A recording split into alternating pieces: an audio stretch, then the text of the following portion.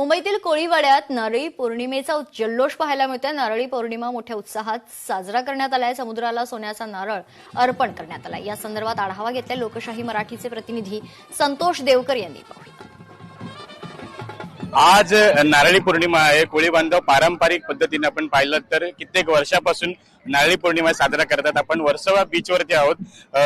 काही कोळी बांधव आपल्या सोबत, आपण त्यांच्याशी बोलूया। आमची मनापासून आज आमच्या 9 वर्षांनी आमची दहीहंडी आली।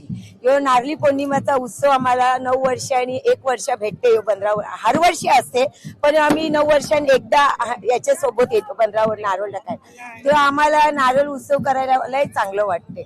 9 वर्षांनी एकदा येते आम्ही, आमच्या हंडीच्या वर्षीच येते आणि असं कायमच असते नारळ याचं, पण आम्ही 9 वर्षांनी वर्षामागे एकदा येते। आमचा नारळी पौर्णिमेचा सण हा वर्षाचा असते।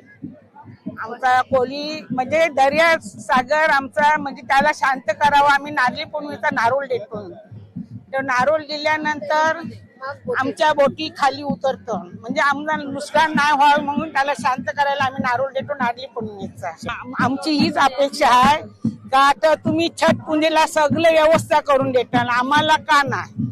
आमची मुंबई असून आम्हाला काहीच नाही, खाली आम्ही स्वतः सगळं करतो। म्हणून याच्या पुढे सरकारने हे केलं पाहिजे। आमचं छठ पूजेच करतात तसं आमचं बी केलं पाहिजे, सगळी सुविधा मिळाली पाहिजे। व्हिडिओ जर्नलिस्ट मी संतोष देवकर, लोकशाही मराठी, मुंबई।